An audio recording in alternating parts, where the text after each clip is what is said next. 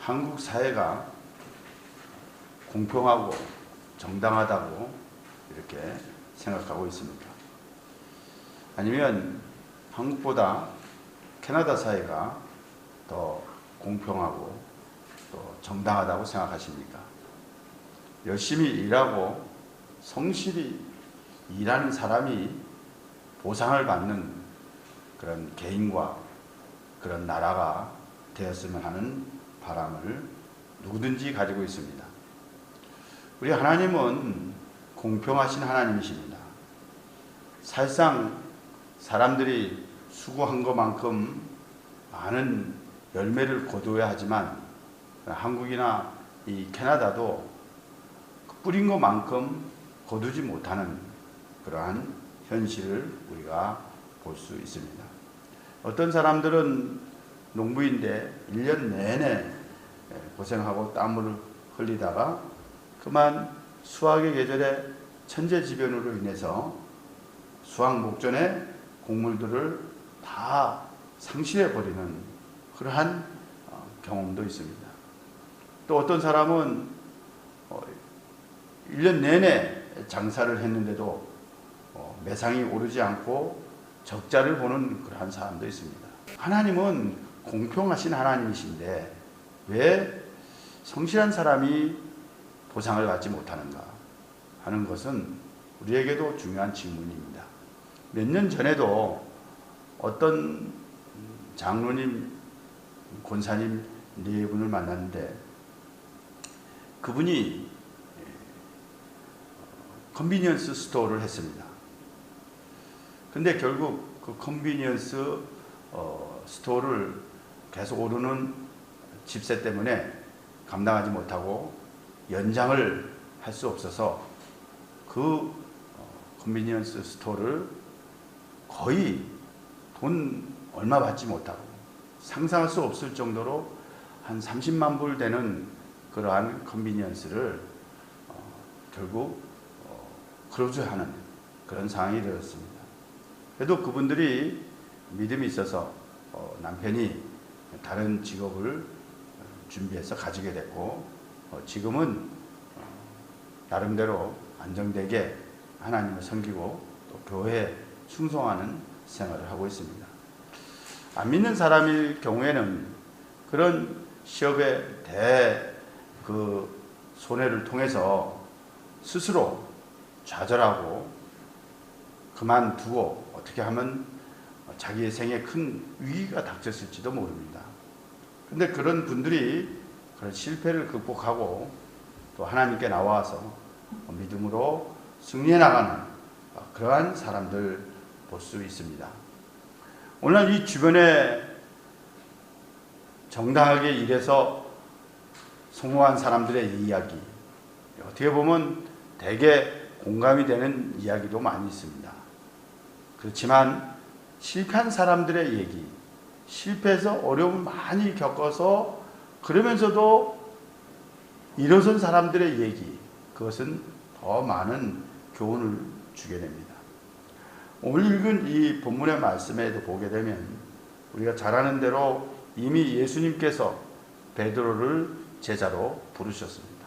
그렇지만 아직도 부르심에 합당한 제자로서의 삶을 온전히 따라가지 못하는 그런 상황에 예수님께서 게네사렛 호숫가에서 고기 잡고 실패한 베드로와 그의 동료들을 이렇게 다시 성공케 하는 그런 일을 하게 한 내용들이 여기 본문에 잘 나타나 있습니다.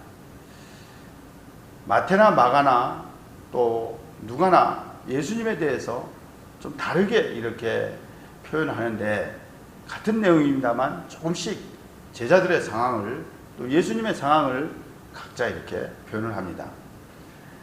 예수님께서 그 전날에도 보게 되면 시몬의 장모, 그러니까 베드로의 장모 열병을 고쳐주셨습니다.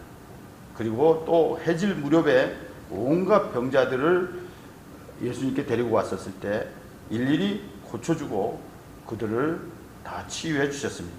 귀신도 쫓아내고 그리고 예수님께서 또 밤에 가서 기도하시고 새벽에 또 기도하실 뿐만 아니라 예수님께서 말씀하신 것처럼 여기 43절에 보니까 내가 다른 동네들에게서도 하나님의 나라 복음을 전하여야 하리니 나는 이 일을 위해 보내심을 받았노라 하시고 갈릴리 여러 회당에서 전도하시더라 이렇게 말씀했습니다. 예수님은 이렇게 많은 사역에 당신의 시간을 할애하셨습니다.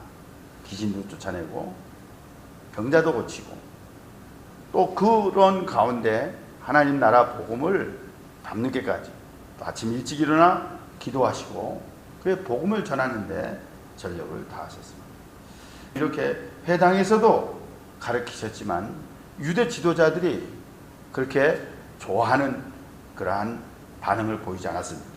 그래서 예수님은 이 천국 복음을 그럼에도 불구하고 제자들이 있는 이 게네사렛 호숫가에 와서 그리고 배에 이렇게 사람들이 모여 있을 때 그 배에서 무리들을 가르치셨습니다. 예수님께서 여러 지역을 다니시고 또 회당에서는 이렇게 설교할 때 어떻게 보면 좀 더 집중력이 있을 것입니다. 그런데 게네사렛 호숫가에서 예수님께서 배에서 그 모여있는 사람들에게 전한다는 거 그렇게 쉬운 일이 아닙니다. 그렇지만 예수님은 그가 이 세상에 오신 목적, 천국 복음을 전하는 일을 해야 되기 때문에 장소와 시간에 관계없이 사람들 모일 때마다 그가 전하고자 하는 메시지를 전하는데 전력을 다하셨습니다. 그 가운데 이렇게 예수님께서 특별히 제자 베드로, 이미 제자인 이 베드로가 예수님께서 부르셔서 제자로 삼고 그의 사역을 이루어 나갔지만 그러나 아직도 이 베드로는 예수님의 제자로서 온전히 헌신하지 못하는 그런 상황에 있었습니다. 이것은 오늘 우리도 마찬가지입니다. 예수님께서 주권적으로 자기가 원하는 이러한 제자들을 부르시고 또 훈련하셔서 마지막까지 그를 연단시키고 구원하여 하나님의 나라 복음을 전하는데 전력을 다하셨습니다. 오늘 우리도 마찬가지입니다. 오늘 저와 여러분들이 어떤 행위가 의로워서 잘나서 우리 주님이 찾아온 게 아니고 내가 부르기 전에 내가 알기 전에 주님이 계획하시고 우리를 신자 삼고 우리 일꾼 삼아서 하나님 나라 복음에 사용되기를 원하신다는 사실을 여러분 깨달을 수 있기를 바랍니다. 특별히 예수님께서 이렇게 게네사렛 호숫가라고 하는 게 나오는데 이 게네사렛 호숫가는 구약에는 긴네렛 못이라고도 이렇게 얘기하고 이 말은 긴네렛, 게네사렛 이렇게 말하는데 이 말은 그 비파같이 생겼다 그래서 긴네렛, 게네사렛 이렇게 얘기하고 로마식 발음은 디베랴 바다라 이렇게 표현을 합니다. 그리고 우리가 잘 아는 갈릴리 호수 이렇게 표현하기도 합니다. 이 갈릴리 호수는 길이가 약 20km 되고 폭이 한 13km 되는 아주 이스라엘의 생명의 젖줄과도 같은 그러한 지역입니다. 여기서 베드로와 야고보, 요한은 그가 예수님 부름받기 전에 또 지금까지도 어부로서 그 갈릴리 호수에 대해서 정통한 사람입니다. 그런 가운데 예수님께서 이곳에서 부르시고 천국 복음을 전하시고 그에게 이런 일들을 통해서 밤새도록 수고했지만 고기를 잡지 못했습니다. 그런 가운데 예수님께서 깊은 데로 가서 그물을 내려 고기를 잡으라 이렇게 말씀했을 때 베드로가 그 말씀을 순종함으로 많은 고기를 잡았다는 그러한 내용입니다. 여기에서 예수님께서 베드로에게 고기를 많이 이렇게 작게 한 것. 그러니까 예수님 제자로서 너도 이런 기적을 일으킬 수 있다라는 이러한 믿음을 불러일으키게 하기 위한 것보다 베드로에게 장차 내가 해야 될 일, 제자로서 해야 될 일, 사람 낚는 어부가 얼마나 귀중한 것인가. 이제 고기 낚는 나무가 되는 게 아니고 사람 낚는 어부가 되게 하기 위해서 그 하나님의 나라 일꾼 삼는 일을 하기 위해서 지금 베드로를 이런 기적의 한 단면을 보여주고 그를 통해서 제자 삼는 사역을 만들어 나가는 일을 하신다는 것을 보여주고 있습니다. 사랑하는 여러분, 오늘 이 본문의 말씀을 통해서 여러분들 어떤 어려움이 있습니까? 어떤 실패를 겪고 있습니까? 그 실패 때문에 주저앉지 마시고 이 본문의 말씀을 통해서 우리가 어떻게 신앙생활에 성공할 수 있겠는가? 어떻게 하면 우리는 삶에서 정말 하나님이 원하는 성공을 이룰 수 있는가 하는 걸 깨닫는 여러분 될 수 있기를 바랍니다. 첫째로 여기에 보게 되면 실패는 누구에게든지 찾아온다는 것입니다. 실패는 우리 삶의 다양한 형태로 찾아옵니다. 직장생활이든 학업이든 목회든 교회 사역이든 어떤 일이든 우리에게 실패는 찾아온다는 거예요. 잘 될 때도 있고 안 될 때도 있는 거예요. 매일 잘 되고 매일 성공하는 게 아니라는 거예요. 고난도 있고 내가 원했는데도 원하지 않는 대로 결과가 나타나게 된다는 것입니다. 어떻게 보면 사람들은 실패가 우리의 삶에 연속적으로 이렇게 찾아오게 되면 상당히 견디기 어려워합니다. 한 번도 아니고 두 번 아니고 또 세 번 계속해서 반복해서 실패가 찾아오게 되면 사람이 무기력해집니다. 무능해집니다. 그리고 그것으로 인해서 좌절하고 주저앉습니다. 그런 사람들 얼마나 많습니까? 우리 한국이 지금 젊은 사람들이 어떤 의욕, 좌절, 그리고 어떤 도전 정신이 약해짐으로 인해서 굉장히 그 어려움 당하고 있는 거 우리가 너무나 많이 잘 알고 있지 않습니까? 여러분, 우리가 인생의 실패는 많이 찾아오는 거예요. 어려움은 항상 있는 거예요. 우리가 어렸을 때부터 뭐 100일 되고 말을 하고 그리고 돌이 돼서 걷는 것까지도 보게 되면 그 걸음마 하는 것도 상당히 한 발 한 발 뛰는데도 많이 넘어지고 올라온 거예요.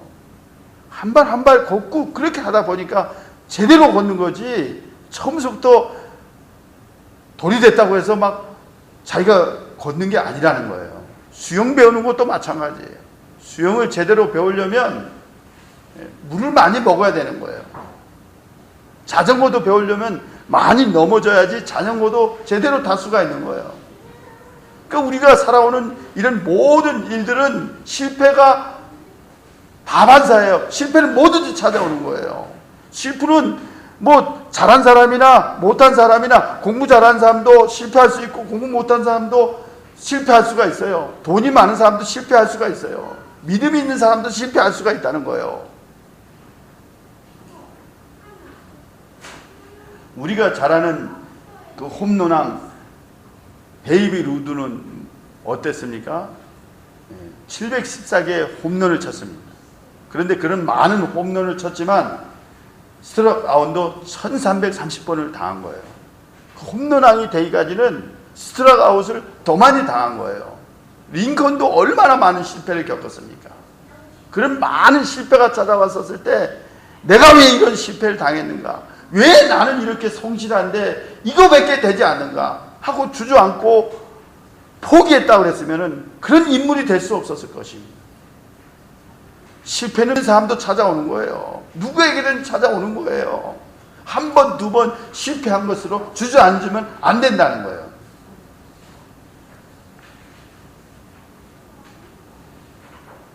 미국의 강철왕이며 자선사회가인 카네기는 실패한 사람들에게 10가지 공통점이 있다고 했어요. 첫째가 뭐냐면 실패가 생겼을 때 남에게 책임을 전가한다는 거예요. 그 다음에 두 번째로는 열등의식과 자기 비하의식에 빠진다는 거예요. 실패했었을 때 나는 왜 이거밖에 안 됐지? 난 이렇게 못났지? 난 이거밖에 안 돼 하고 주저앉는다는 거예요. 그 다음에 세 번째로 실패한 사람들은 삶의 목표가 없다는 거예요. 목표가 없는 사람들은 주저앉는다는 거예요. 목표가 있는 사람들은 다시 벌떡 일어난다는 거예요. 또 네 번째로 모든 것을 쉽게 포기한다는 거예요. 실패가 오니까 이제는 해봤자 소용없다 하고 스스로 포기한다는 거예요. 다섯 번째로 실패한 사람들은 자꾸 과거에 연연한다는 거예요. 현재 보고 미래를 보고 나아가지 않고 자꾸 과거에 연연한다는 거예요. 그 다음에 실패한 사람들의 공통점은 독창성이 없다는 거예요. 또 도전해서 또 문을 열고 추진해 나가야 되는데 그런 독창력이 없이 주저앉고 만다는 거예요. 그리고 일곱 번째로 계획이 없다는 거예요. 그리고 여덟 번째로 지름길을 찾느라고 시간을 허비한다는 거예요. 노력을 하지 않고 어떻게 하면 잘 되는 거, 정통적이고 바른 길을 걸어가려고 하지 않고 지름길만 찾으려고 한다는 거예요. 그 다음에 아홉 번째로 자기 능력에 대한 신뢰가 없다는 거예요. 자기에게 준 재능, 잠재력 이런 것에 대해서 신뢰하지 않는다는 거예요. 열 번째는 패배에 대해서 원인 분석이 없이 그대로 인정하고 그리고 주저앉는다는 거예요. 안 믿는 사람들 보세요. 운동선수들 보세요. 얼마나 반복되는 훈련 통해서 다시 일어나고 또 실패했다고 또 다시 일어나고 그렇게 하면서 성공으로 나아가는 거예요. 그러니까 여러분, 실패는 나만 당하는 게 아니에요. 내게만 있는 그런 고난이 아니라는 거예요. 누구에게든지 당하는 거예요. 그러니까 여러분 실패를 인정하고 실패를 선하게 이용하고 그 실패를 통해서 자기를 깊이 돌아봐야 되는 거예요. 몸이 아픈 것도 그래요. 사업이 안 되는 것도 그래요. 무슨 일이 어려움을 당할 때는 돌아봐야 돼요. 내가 왜 이런 일을 당했는가? 왜 이런 실수를 했는가? 왜 이런 실패를 했는가? 하나님 앞에 잘못한 것이 무엇인가? 돌아보고 그 실패를 통해서 앞으로 나아가는 여러분 될 수 있기를 바랍니다.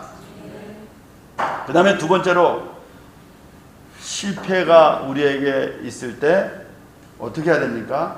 예수님을 찾는 기회가 돼야 돼요. 하나님을 찾는 기회가 돼야 돼요. 자, 여러분 성경 에레미야 29장 11절 12절입니다. 여러분 유인물 다 있죠? 한번 다 같이 한번 읽어보겠어요. 여호와의 말씀이니라. 너희를 향한 나의 생각을 내가 아나니 평안이요 재앙이 아니니라. 너희에게 미래의 희망을 두는 것이니라. 너희가 내게 부르짖으며 내와서 기도하면 내가 너희들의 기도를 들을 것이요 너희가 온 마음으로 나를 구하면 나를 찾을 것이요 나를 만나리라.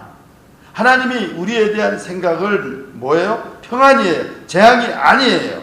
우리에게 미래 희망을 주기 위한 거예요. 우리가 부르짖으며 내게 와서 기도하면 내가 너희들의 기도를 들을 것이요 너희가 온 마음으로 나를 구하면 나를 찾을 것이요 나를 만나리라. 이렇게 말씀했어요. 실패와 어려움 당할 때 하나님께 나와야 돼요. 주저앉으면 안 돼요. 누구에게든지 고난은 있기 때문에 그 실패를 통해서 하나님 기회가 돼야 된다는 거예요. 아까 부른 찬송도 있잖아요. 낭패와 실망 당한 뒤에 예수께로 나옵니다. 나와야 되는 거예요. 주님을 찾는 기회예요. 내가 왜 이런 어려움이 왔을까? 난 왜 이렇게 되는 게 없을까? 내가 왜 이렇게 몸이 아플까? 하나님을 찾는 기회가 돼야 되는 거예요. 하나님께 부르짖는 기회가 돼야 되는 거예요. 시편 34편 18절 19절에도 말씀했잖아요. 같이 읽어보겠어요. 시작. 여호와는 마음이 상한 자를 가까이 하시며 중심으로 통회하는 자를 구원하시는 도다. 의인은 고난은 많으나 여호와께서 그의 모든 고난에서 건지시는 도다. 예, 여러분 여기 보니까 마음이 상한 자를 하나님 가까이 하신다 그랬어요. 중심으로 통해하는 자를 구원하신다 그랬어요. 의인은 고난이 많으나 여호와께서 그의 모든 고난에서 건지시는도다, 이렇게 말씀했어요. 그러니까 여러분, 우리가 실패가 없으면 배우는 게 없어요. 실패를 통해서 자기가 성숙해지는 거예요. 실패를 통해서 자기가 겸손해지는 거예요. 잘 되는 사람 보세요. 원하는 게 척척 이루어진 사람들 보세요. 여러분, 좋은 부모님 밑에서 좋은 환경에서 자란 거, 그거 얼마나 귀한 일이에요. 정말 축복 중에 축복이에요. 좋은 부모님 밑에서 좋은 환경에서 매일 성공한 사람들 참 귀한 거예요. 많지 않아요. 근데 그렇게 해서 성공하고 실패를 해본 경험이 없이 평탄하게 살아왔다면 여러분, 그거는요 정말 이제 헌신해야 돼요. 충성해야 돼요.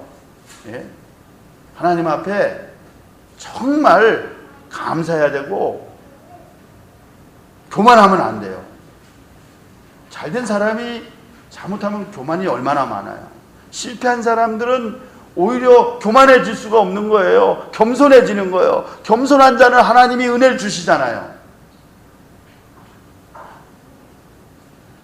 그러니까 실패가 없으면 생활 속에 위험도 없는 거예요.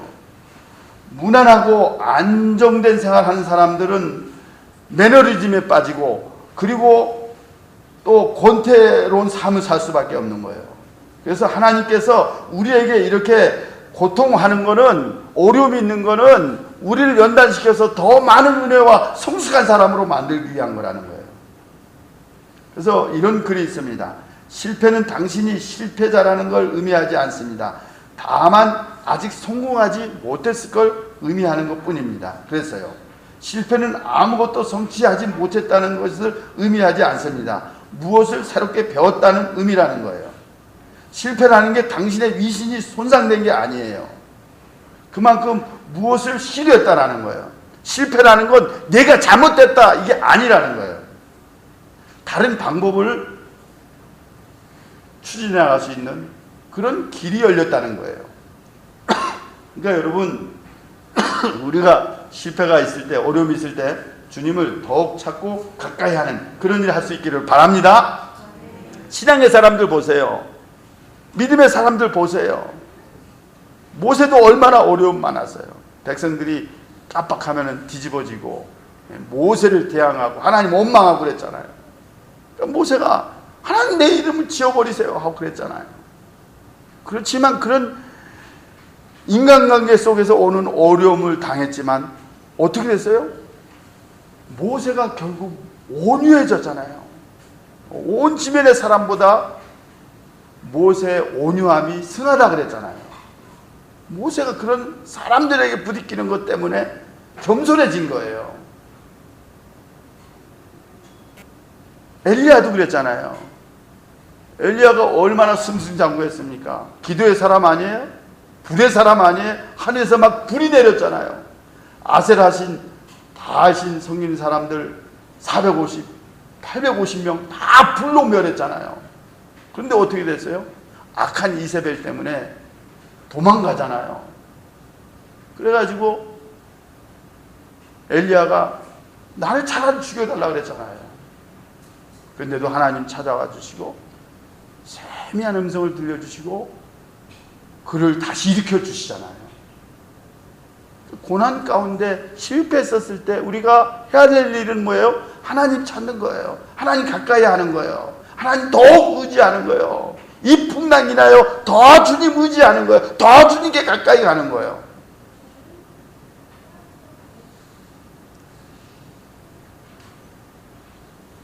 실패를 통해서 하나님 우리를 버린 게 아닙니다. 고난과 시련을 통해서 우리 하나님께서 우리를 통해서 계획하시고자 하는 뜻이 있는 걸 알아야 됩니다. 베드로가 밤새도록 수고했습니다. 베드로는 예수님 제자로 부름받았지만은 아직 중심에 예수님 주인이 아닌 거예요. 베드로의 중심은 자기가 중심이었습니다. 베드로가 밤새 배 타고 수고했지만 그 배는 예수님이 주인이 아니었어요. 예수님 주인이 아니었기 때문에 그 배는 결국 성공할 수가 없었던 거예요. 우리 인생의 빈 배에 누구를 태우고 있어요? 여러분, 인생을 누가 핸들하고 있습니까? 우리의 인생을 누가 핸들하고 있어요? 여러분들이 핸들하고 있는 배에 주님이 주인 되고 있습니까? 주님이 선장되고 있습니까? 주님 모시고 항해하고 있습니까? 주님 모시고 살지 못하면 실패와 낭만뿐이에요. 다시 한번 돌아봐야 돼요. 왜 내가 빈배를 가지고 밤새도록 수고했지만 고기 하나 못 잡았는가? 다시 돌아보라는 거예요. 내 인생의 배에 예수님을 주인으로 모시고 그분의 인도를 받는 여러분 될 수 있기를 바랍니다. 한나도 그랬잖아요. 애를 못 낳는 아픔이 있었습니다. 여자로서 애 낳지 못하는 얼마나 아픔이에요. 하나님 문을 막았잖아요. 그걸로 실패하고 주저앉았습니까? 하나님께 심정이 통하는 기도를 했어요. 하나님 내게 이 아이를 주세요 하고 그 실패에 주저하지 않고 하나님께 나왔던 거예요. 하나님께 부르짖었던 거예요. 하나님께서 사무엘을 주셨잖아요. 여러분, 고난과 실패는 하나님 만나라는 사인입니다. 그 찬송가 456장 한번 보세요. 456장 보게 되면 거친 세상에서 실패하거든 그 손 못자국 만져라 그랬습니다. 그리고 고된 일 하다가 힘을 얻으리 그 손 못자국 만져라. 그 손 못자국 만져라. 그 손 못자국 만져라. 주가 널 지키며 인도하시리 그 손 못자국 만져라 그랬습니다. 여기 찬송가 보게 되면 R.B. 맥킨이라는 사람이 1886년 그리고 1952년까지 살았던 맥키니, 이분이 작사하고 작곡한 사람입니다.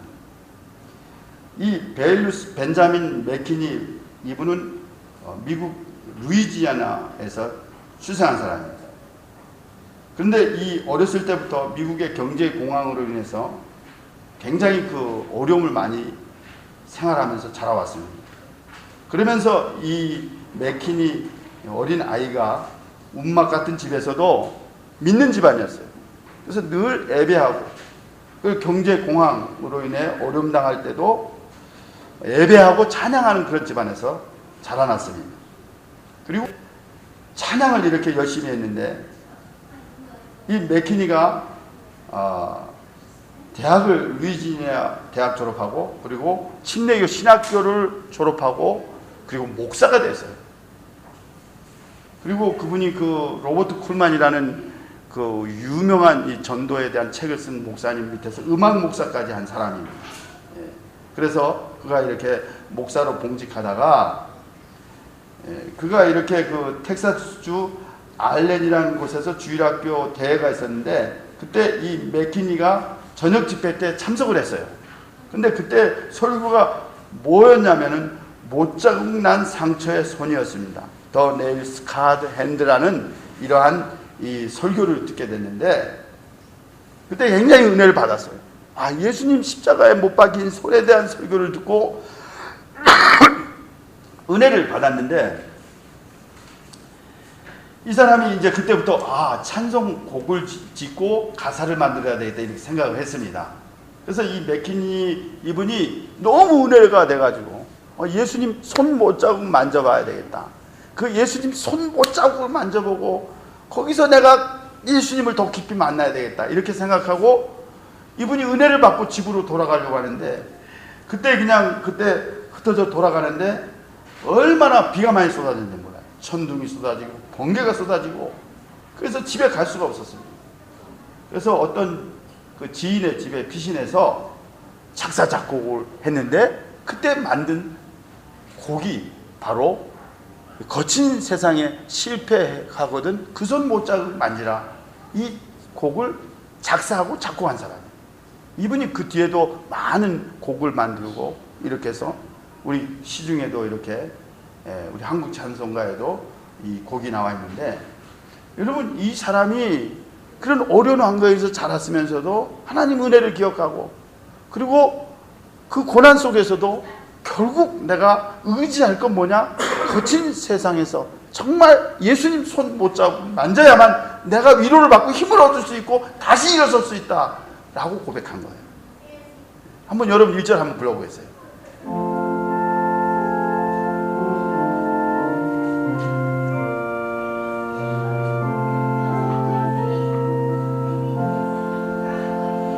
거친 세상에서 실패하거든 그 손 못 좀 만져라. 고된 일 하다가 힘을 얻으리 그 손 못 자국 만져라. 그 손 못 자국 만져라. 그 손 못 자국 만져라. 주가 널 지키며 인도하시니 그 손 못 자국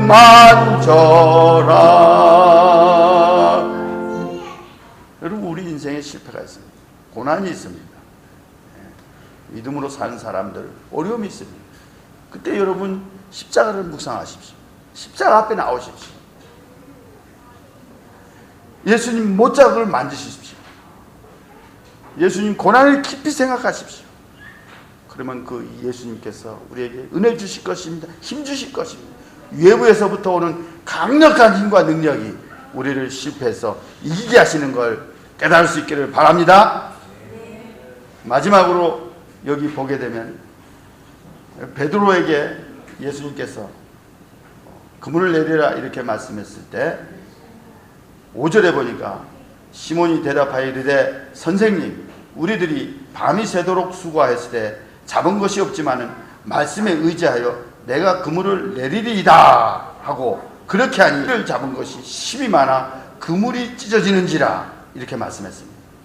여기에서 우리가 알아야 될 건 뭐냐, 실패할 때마다 깨달을 게 뭐냐면 우리는 그분의 말씀을 순종해야 돼요. 다 같이 따라가시기 바랍니다. 말씀에 의지하여 내가 그물을 내리리이다. 말씀에 의지하여 내가 그물을 내리리이다. 밤새 수고도로 밤새 수고하여 잡은 것이 없지만 말씀에 의지했다는 거예요. 여러분, 이 갈릴리 바다는 어떻습니까? 이 고기는 해가 질 무렵이나 구름 낀 어두운 때 이렇게 잡히게 됩니다. 그리고 태양이 떠오르는 아침에 고기가 잡히겠습니까? 그리고 깊은 곳에 고기가 있겠습니까? 그리고 이 베드로와 다른 베드로와 야고보, 요한 다 갈릴리 어부로서 갈릴리 상황에 대해서 정통한 사람입니다. 고기 잡는데 더 잘한 사람. 예수님은 목수 출신이고 베드로는 어부 출신입니다. 생각해 보십시오. 자기 경험이나 자기 상식에 맞지 않습니다. 베드로가 예수님 말을 순종할 수가 없습니다. 그렇지만 예수님 말씀 의지해서 그물을 내렸다는 거예요. 우리가 신앙이 무엇이에요? 신앙은 내 이성을 파괴하는 거예요. 내 경험을 파괴하는 거예요. 내 상식을 파괴하는 거예요. 이성에 맞지 않아요. 경험에 맞지 않아요. 상식에 맞지 않아요. 또 여기 그물을 밤새도록 이렇게 잡고 있다가 이 그물을 다시 다 거두었잖아요. 그물을 씻는 중에 있어요. 이 그물 씻는 거, 그것도 밤새도록 그물 다 씻고 또 이 재질도 좋은 게 아니잖아요. 삼배 같은 거, 끈 같은 거 이런 거로 당시에 만들어 놓은 그물 아니겠어요? 지금은 그물이 얼마나 좋아요. 나이론이라든가 이런 거로 제대로 된 그물 아니겠어요? 이미 다 뿌려가지고 고기 못 잡은 그 나쁜 그물들 또 다시 챙겨서 그래가지고 다시 뿌린다는 게 이게 쉬운 게 아니거든요. 이래저래 힘든 거예요. 순종할 수 없어요. 그렇지만 예수님 말씀 의지해서 그물을 뿌린 거예요. 여러분, 우리가 이 믿음이라는 게 그래요. 손에 안 잡혀요. 눈에 안 보여요. 귀에 안 들려요.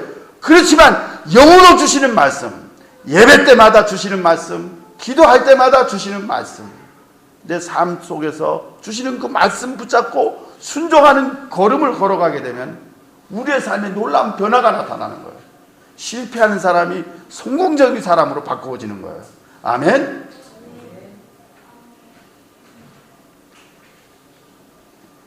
여기 이사야서 55장에 있는 말씀이 있죠.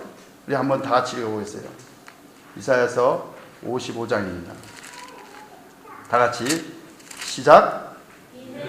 내 생각이 너희의 생각과 다르며 내 길은 너희의 길과 다름이니라. 여호와의 말씀이니라. 이는 하늘이 땅보다 높음 같이 내 길은 너희의 길보다 높으며 내 생각은 너희의 생각보다 높음이니라. 하나님의 생각과 우리 생각이 달라요.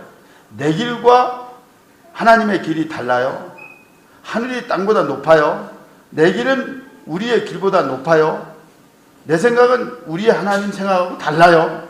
우리 생각이 안 맞아도, 우리 이성이 안 맞아도, 경험에 안 맞아도 하나님의 말씀이면 순종해야 돼요.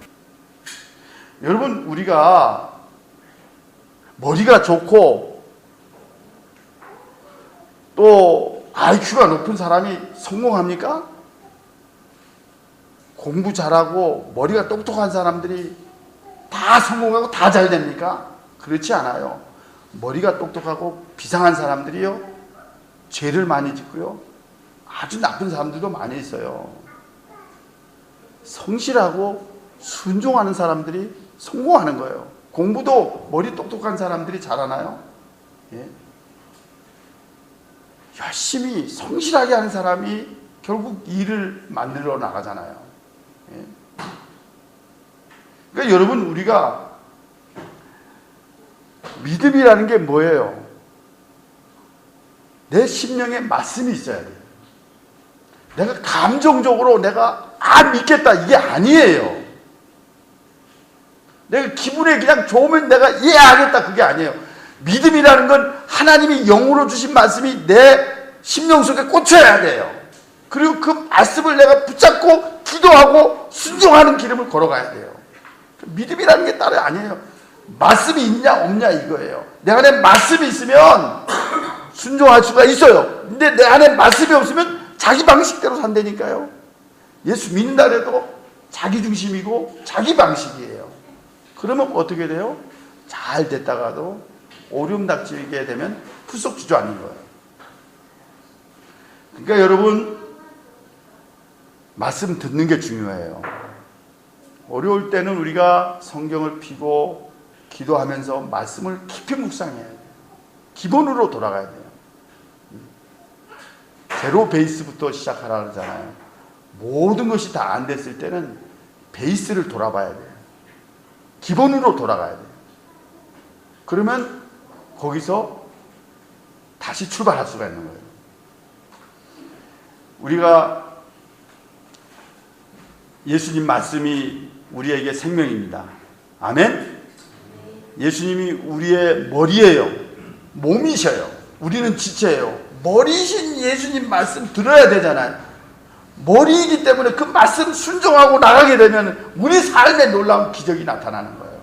안 되는 게 아니에요. 순종 안 하니까 안 되는 거예요. 순종하면 반드시 하나님께서 우리 개인뿐만 아니라 가정, 우리 교회를 통해서 놀라운 일을 이루시는 걸 깨달을 수 있기를 바랍니다. 사랑하는 여러분, 오늘 우리가 이것을 알고 내 생각에 맞으면 내가 따라가고, 내 생각에 안 맞으면 내가 안 따라가고, 이게 아니고, 내 경험에 맞으면 내가 따라가고, 그리고 내 경험에 안 맞으면 안 따라가고, 이게 아니라 내 경험도, 내 이성도, 내 방식도 다 내려놓고 주님의 말씀이면 이해하고 따라가는 여러분 될 수 있기를 바랍니다. 결국 이렇게 함으로 베드로는 깨닫게 됐고, 그 전까지는 선생님이라 그랬어요. 선생님 그랬잖아요. 5절에 선생님 그랬어요. 근데 8절에 보니까 무릎 아래 엎드려 이르되 주여 나를 떠나소서 나는 죄인이로소이다. 그렇게 말했습니다. 베드로가 신앙이 점점 깊어져 가는 거예요. 예수님 일개 선생으로 알았다가 이제 예수님을 주인으로 고백하는 거예요. 주여 나는 죄인입니다. 이렇게 고백하는 거예요. 그리고 베드로에게 예수님께서 이런 순종을 통해서 이제 사람 낚는 어부가 될 것이다. 이제 고기를 낚는 어부가 아니라 사람을 낚는 어부가 될 것이다. 이제 후에는 내가 사람을 취하리라. 이렇게 말씀했습니다. 사랑하는 우리 새벽교회 성도 여러분, 오늘 우리가 물고기 잡는 거 세상적으로 성공하는 성공을 말씀드리는 게 아닙니다. 여러분들 우리가 잠시 잠깐이면 가는 세상, 우리도 예수님의 가신 그 길 따라가야 되지 않겠습니까? 여러분 우리가 예수님 제자가 되어야 되지 않겠습니까? 우리도 사람 낚는 어부가 되어야 되지 않겠습니까? 이를 위해서 여러분들 고난이 올 때 잘 이기시고 감당하시고 또 고난은 누구에게든 찾아오는 거 인정하시고 그것을 기본으로 삼고 그것을 발판으로 삼고 주님을 의지하고 또 그 말씀을 순종해서 우리 삶에 놀라운 변화가 일어나는 이런 기적을 체험하는 여러분 될 수 있기를 주님의 이름으로 축원합니다. 기도하겠습니다.